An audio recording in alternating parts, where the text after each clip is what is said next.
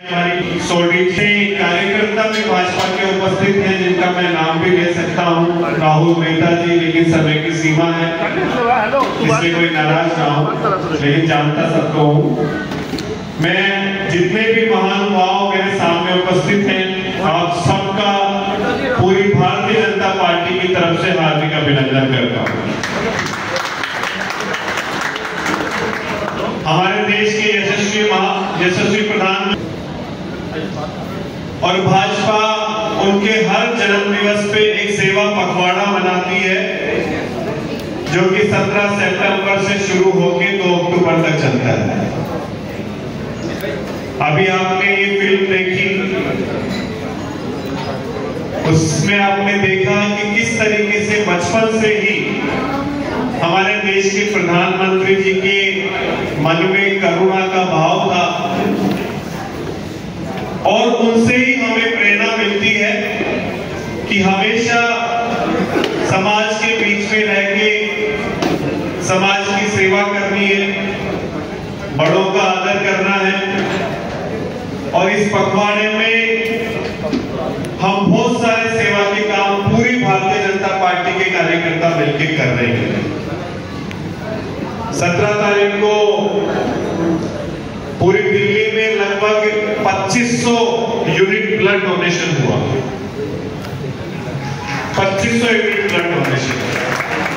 हर मंडल में हमारे स्वच्छता के कार्यक्रम चल रहे हैं, हर मंडल में हमारे हेल्थ चेकअप कैंप चल रहे हैं, और उसी कार्यक्रम की श्रृंखला का एक ये कार्यक्रम है जिसमें हम प्रबुद्ध वर्ग से संवाद कर रहे हैं।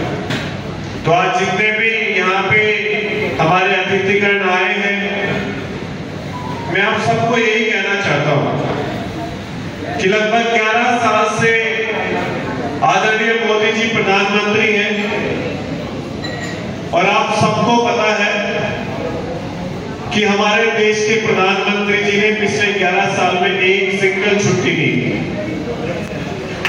लगातार 24 घंटे दिन रात केवल ये सोचते हैं कि कैसे ये देश आगे बढ़े, कैसे इस देश का गरीब आगे आए, कैसे इस देश का युवा आगे बढ़े, कैसे इस देश का किसान आगे बढ़े, और कैसे हमारी मातृशक्ति आगे बढ़े। लगातार आप देख रहे होंगे 11वीं हमारी इकोनॉमी थी, इकोनॉमी के पायदान में हम 11वें नंबर पे थे जब वो प्रधानमंत्री बने। आज हमारी इकोनॉमी वर्ल्ड की चौथी सबसे बड़ी अर्थव्यवस्था है। ऐसे देश के प्रधानमंत्री, और देख रहे हैं कि किस तरीके से हम सबको मार्गदर्शन देते हैं, किस तरीके से हमारी देश की जनता उनके एक आह्वान पे फॉलो करती है। हमारे प्रधानमंत्री जी ने कहा कि हमें स्वदेशी अपनाना है, और हमारे देश के जो इंडस्ट्री है उसको आगे बढ़ाना है। हम सब लोग उसी दिन से लग गए। आपने देखा ऑपरेशन सिंदूर में किस तरीके की ताकत भारत ने दिखाई। मैं इतने कामों का जिक्र आप सबके सामने कर सकता हूं कि न जाने कितने ऐतिहासिक काम इन 11 सालों में हमने किए, लेकिन एक दो जरूर छोटी छोटी बातों का जरूर मैं आप सबके सामने रखना चाहूंगा।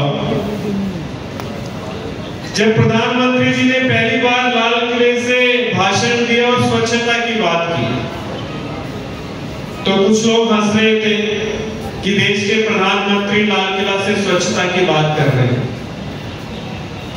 लेकिन उसके पीछे उनका कितना बड़ा विजन था। एक भी घर में शौचालय नहीं था।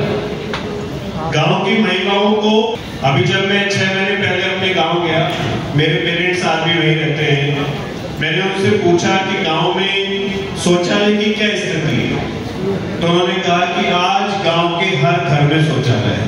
ये था देश के प्रधानमंत्री जी का विजन। और हमने वो दिन देखे गांव में, जब गांव की महिलाएं पहले जंगल में उनको लकड़ी लाने के लिए जाना पड़ता था और फिर धुएं में रोटी बनाती थी। आज गांव में, हर घर में गैस का सिलेंडर है। तो ऐसे देश के प्रधानमंत्री जिन्होंने गरीबी देखी, जो गरीबी में जिए, उनको पता है कि गरीबी क्या होती है, और उसी तरीके से देश को आगे बढ़ा रहे हैं। पिछले 11 साल में 25 करोड़ लोग गरीबी रेखा से बाहर निकले। 4 करोड़ से ज्यादा लोगों को घर मिल चुके।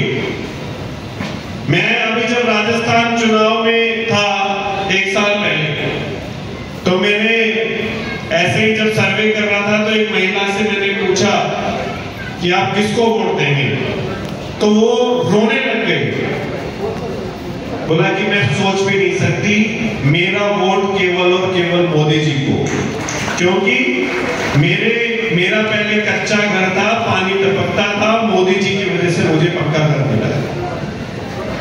मैं लगभग आधा घंटे बात कर सकता हूं, लेकिन आप सब लोग यहाँ पे प्रबुद्ध वर्ग हैं, आप सब लोग पढ़े लिखे हैं, सब लोग समझदार हैं, रोज पढ़ते हैं। मैं आपसे इतना ही निवेदन करने आया हूं कि हमारे मोदी जी ऐसे ही इस देश को आगे बढ़ाते रहें। आप सबसे यही निवेदन है कि प्रधानमंत्री जी ने जो अभी जीएसटी के ऊपर जो काम किया है, वो एक ऐसा काम है जो अपने आप में एक ऐतिहासिक काम है। इस देश के गरीब को, इस देश के युवा को, इस देश के व्यापारी को इतना बड़ा एक चेंज प्रधानमंत्री जी ने किया है। ये बात हम सबको, देश के आम आदमी तक पहुंचानी है कि हमारे देश के प्रधानमंत्री ऐसे हैं जो केवल और केवल देश के गरीब के लिए। तो बहुत सारे अभी वक्ता हैं और बांसुरी जी का एक कार्यक्रम है, 2 बजे उनको एनडीएमसी कन्वेंशन सेंटर में पहुंचना है। तो मैं अपनी बात को यही विराम देता हूं। बहुत बहुत धन्यवाद। खट्टर साहब वहां पे आने वाले हैं, इसलिए उनसे पहले आपको पहुंचना होगा दीदी। तो मैं पुनः आप सबका अभिनंदन करता हूं, और हमारे जिला अध्यक्ष जी का और हमारी जो प्रकोष्ठ की टीम है, उस पूरी टीम को मैं साधुवाद देता हूं कि इतना शानदार कार्यक्रम आप सबने रखा है। बहुत बहुत धन्यवाद। भारत माता